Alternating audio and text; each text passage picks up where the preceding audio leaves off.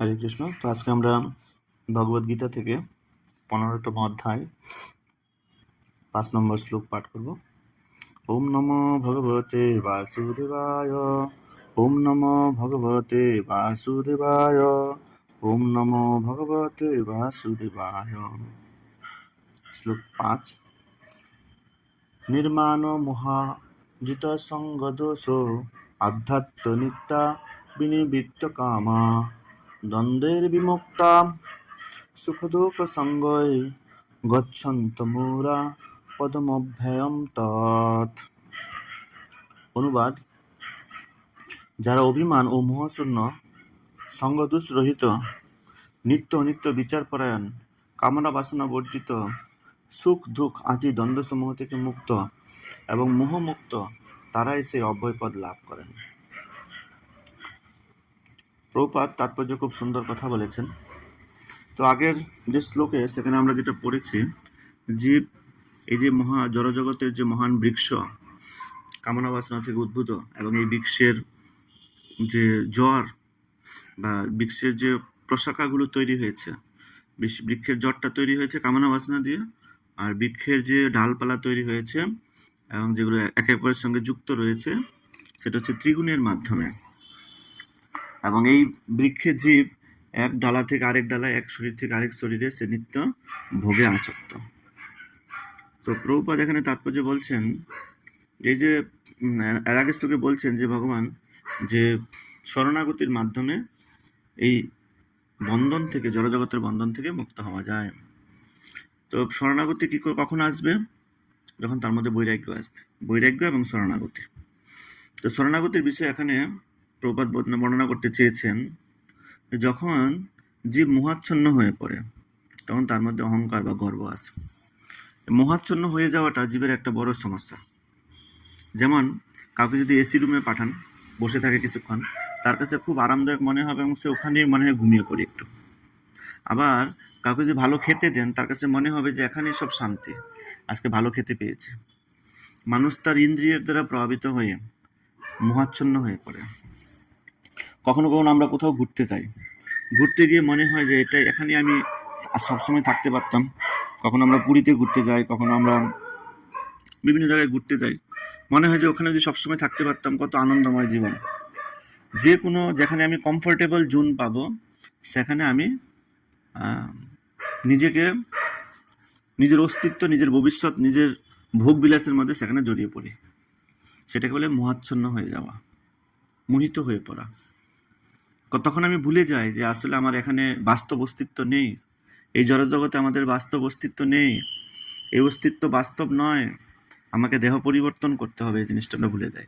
এই দেহটা বেশি দিন থাকবে না। একজন আজকে আনন্দবর্ধন ক্লাসে বলছিলেন যে একটা মানুষ প্রথম 30 বছর সে চিন্তা করে, আমি একটা 5 তলা বাড়ি বানাবো, আমি 2টা বাড়ি বানাবো, আমার বাড়িটা কেমন হবে। যখন তার বয়স 50 বছর হয়, তখন পুরো বাড়িতে ভোগ করার তার মানসিকতা চলে যায়। তখন তার একটা ঘর, সে একটা সুন্দর ঘর খুঁজে বেরোয়, যে ঘরের মধ্যে সে থাকবে, ওই ঘরটাকে সুন্দর করে সাজানোর চেষ্টা করে। যখন তার বয়স 60 বছর হয়ে যায়, তখন পুরো, কারণ তখন আর সে উপরে উঠতে পারে না, শরীর শিথিল হয়ে যায়, তখন মনে করে এই ঘরের মধ্যে যে খাট আছে, খাটের মধ্যেই তার সমস্ত কিছু। কারণ সে 60 বছর 70 বছর পরে সে খাট থেকে উঠে কিছু করার মতো ক্ষমতা তার থাকে না। 70 বছর পর তার কাছে খাটটাই সবকিছু মনে হয়, এখানেই সবকিছু, যাচ্ছে, বেরোতে চায় না আর। তাই মানুষের মধ্যে এই যে ভোগ করার প্রবণতা বহু জন্ম ধরে আছে, এবং ভোগ করার প্রবণতা থেকে তার মধ্যে মোহাচ্ছন্ন হয়ে পড়ার সম্ভাবনা থাকে। আর মোহাচ্ছন্ন হয়ে গেলে তার মধ্যে গর্ব তৈরি হয় বা অহংকার তৈরি হয়, বাদ্যাদি। আর অহংকার হওয়ার সঙ্গে সঙ্গে সে প্রকৃতির 3 গুণের দ্বারা আবদ্ধ হয়ে পড়ে। যখনই অহংকার তার মধ্যে আসে, অহংকার কোথা থেকে আসে? মোহ থেকে আসে। মোহ কোথা থেকে আসে? অজ্ঞানতা থেকে আসে। তাহলে সবচেয়ে বড় যে জ্বর বা আমাদের যে সবচেয়ে বড় সমস্যা, এটা হচ্ছে অজ্ঞানতা। অজ্ঞানতা থেকে মোহ, মোহ থেকে অহংকার। আর অহংকার হলে ত্রিগুণের দ্বারা সে আবদ্ধ হয়ে যায়। তাহলে এই অজ্ঞানতা থেকে মুক্ত হলে কি প্রয়োজন? মুক্ত হতে হলে জ্ঞান প্রয়োজন। ভক্তর সঙ্গে ভগবানের কথা শ্রবণ করা, ভক্তদের কাছ থেকে ভগবানের কথা শ্রবণ করা, এটা হচ্ছে জ্ঞান। জড় এবং চিন্ময় বস্তুর মধ্যে যে পার্থক্য রয়েছে, সেই পার্থক্যকে উপলব্ধি করা, একে বলা হয় জ্ঞান। যতদিন পর্যন্ত কার মধ্যে জ্ঞান উদয় না হবে, দেহ এবং আত্মার মধ্যে যে পার্থক্য, দেহের ভিতরে যে আত্মা সমস্ত শক্তির আধার হিসেবে বিরাজ করছে, সেটা উপলব্ধি না হবে, ততদিন পর্যন্ত তার মোহ কাটবে না। আর মোহ না কাটলে সে অহংকারে জড়িয়ে থাকবে। এজন্য ধর্মের প্রথম সোপান হচ্ছে জ্ঞান। অর্জুন যখন ভগবান শ্রীকৃষ্ণের কাছে আত্মসমর্পণ করেছিলেন, তখন কৃষ্ণ তাকে কি দিয়েছিলেন? প্রথমে জ্ঞান দান করেছিলেন। এই জন্য কেউ কেউ হয়তো আমরা ভাবতে পারি যে আমি অনেক সেবা করছি, কিন্তু সেবা করছি ঠিকই, কিন্তু আমার সঠিক জ্ঞান প্রয়োজন ভগবান সম্পর্কে। এবং আরেকটা বিষয় হচ্ছে সম্বন্ধ জ্ঞান, বৈষ্ণবদের সঙ্গে কিভাবে কথা বলতে হবে, সিনিয়র ভক্তদের সঙ্গে কিভাবে কথা বলতে হবে, সাধারণ মানুষের সঙ্গে কিভাবে কথা বলতে হবে, জুনিয়রদের সঙ্গে কিভাবে কথা বলতে হবে, সম্বন্ধ জ্ঞান অত্যন্ত প্রয়োজন। এই জড়জগতের সঙ্গে কিভাবে মিশতে হবে, জড়জগতের কোনো বস্তুকে কি মনোভাব নিয়ে গ্রহণ করতে হবে, এই জ্ঞান যদি কেউ না থাকে, যেমন একটা ইঁদুরের জন্য খাবার করে রেখেছে, ইঁদুর কি করে? সেই খাবারটা খাওয়ার জন্য চেষ্টা করে, কিন্তু সে জানে না এই খাবারের পিছনে কি আছে। যখনই খাবার খেতে যায়, তখনই সে এই ফাঁদে ইঁদুরের যে কল আছে, কলের মধ্যে আটকে যায়। আমাদের জীবনটা একটা ইঁদুরের মতোই। এই জগতে ভোগের আকাঙ্ক্ষায় খাবার খাওয়ার জন্য এসেছে, আর এখানে এসে দেহের বন্ধনে আবদ্ধ হয়ে পড়েছে। তাই প্রভুপাদ এখানে বলতে চেয়েছেন যে এই যে আমাদের মধ্যে বিভ্রান্তি, একটা বিভ্রান্তির কথা বলেছেন প্রভুপাদ এখানে, মোহাচ্ছন্ন হয়ে পড়া, সেটা হচ্ছে মিথ্যা মালিকানা।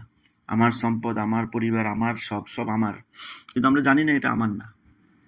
জ্ঞানী ব্যক্তি কি মনে করে? এগুলো কিছুই আমার না, আমাকে দায়িত্ব দেওয়া হয়েছে। যেমন একজন গার্ড, নাইট গার্ড, সে দায়িত্ব পালন করছে। বাড়ি দিয়ে যা কিছু আসবে যাবে তাকে নোটিশ করতে হবে, তাকে সিগনেচার করে যেতে হবে।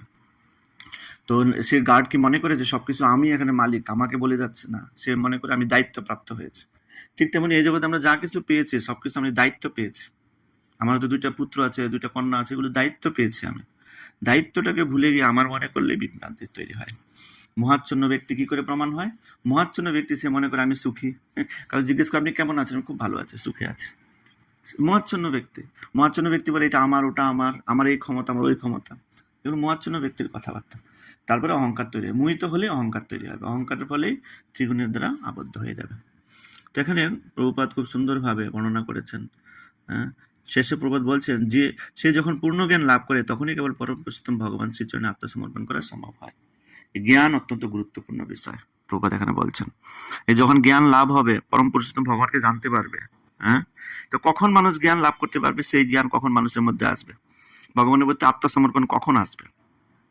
বা কি করে বুঝবো যে আমার মধ্যে সেই সময় এসেছে, যে আমার মধ্যে জ্ঞান এসেছে, আমি আত্মসমর্পণ করার জন্য আমি উপযুক্ত হয়েছে? কখন বুঝবো? এখানে এই শ্লোকে বলছেন যে অভিমান ও মোহশূন্য। অভিমান মানে কি? কেন আমাকে ডাকলো না, কেন আমাকে ফোন করে না, কেন আগের মতো কথা বলে না, আমি এখন মন্দিরে যাই না, আমি এখন কারোর সঙ্গে মিশি না, এগুলো হলো অভিমান। আমি বিপদে পড়েছি, কে ডাকলো না, তার জন্য আমি অপেক্ষা করব? হ্যাঁ, আর সবাই কি এত ফ্রি আছে যে আমাকে মনে রাখবে? আর আমার এত এক্সপেকটেশন থাকবে কেন মানুষের কাছে? অভিমানী ব্যক্তি সে কি করে? মহা কার্য থেকে বাদ পড়ে যায়, মহা কৃপা থেকে বাদ পড়ে যায় অভিমানী ব্যক্তি। অভিমান এবং মোহশূন্য, সঙ্গ দোষ রহিত। সঙ্গ দোষ কাকে বলে? যে সঙ্গে এসে আমরা কৃষ্ণ বিরোধী আলোচনা করি, ভক্ত নিন্দা করি, যে সঙ্গে এসে আমরা জড় বিষয়ের প্রতি আকৃষ্ট হই, যে সঙ্গে এসে আমরা জড় বিষয়ের প্রতি মনোনিবেশ করি, একে বলে সঙ্গ দোষ। যে হচ্ছে নিত্য অনিত্য বিচার পরায়ণ। কোনটা নিত্য, কোনটা অনিত্য? দেহ অনিত্য, আত্মা নিত্য। কৃষ্ণ প্রসাদের মাধ্যমে আমার দেহকে আমি জয় করতে পারবো। কামনা বাসনা বর্জিত। কামনা বাসনা মানে নিজের ইন্দ্রিয়ের কামনা বাসনা, নিজের শারীরিক কামনা বাসনা বর্জিত। আমরা দেখতে পাচ্ছি এখন পুরুষোত্তম ব্রত চলছে, অনেক ভক্ত অনেক কষ্ট করে পুরুষোত্তম ব্রত করছে। অনেক সময় আমাদের মাঝে এরকম প্রশ্ন আসে, এত কষ্ট করে, এত খাওয়া দাওয়া কন্ট্রোল করে করছি, কি ফল হবে? অন্তত এইটুকু ফল হবে যে আমার মনের মধ্যে যে বহু কামনা বাসনা জর্জরিত আছে, আমি এগুলো থেকে মুক্ত হতে পারবো, এইটুকু ফল পাবো। আমার ইন্দ্রিয়গুলো বিষধর সাপের মতো হয়ে আছে, সেই ইন্দ্রিয়ের যে প্রভাব, মনের যে কুপ্রভাব, এখান থেকে আমি মুক্ত হতে পারবো। তা বলছে সুখ দুঃখ আদি দ্বন্দ্ব। সুখ দুঃখ, খুব আনন্দ, কেউ প্রশংসা করলে, কেউ আমার নামে ভালো প্রশংসা করলে খুব আনন্দ হয়, সুখ হয়, সবাই ভালোবাসলে সুখ হয়। আর দুঃখ কখন পাই? কেউ আমাকে নিয়ে সমালোচনা করলে, বাস। কেউ আমাকে যদি সমালোচনা করে, সে কে দেখার দরকার নেই, বাস, আমি সঙ্গে সঙ্গে দুঃখ পেয়ে যাই। যখনই এক্সপেকটেশন থাকবে না, তখনই সুখ এবং দুঃখের দ্বন্দ্ব থাকবে। তারপরে মোহমুক্ত, এই যোগ্যতাগুলো ভগবান এখানে প্রদান করেছে। হরে কৃষ্ণ কৃষ্ণ কৃষ্ণ হরে হরে, হরে রাম রাম রাম।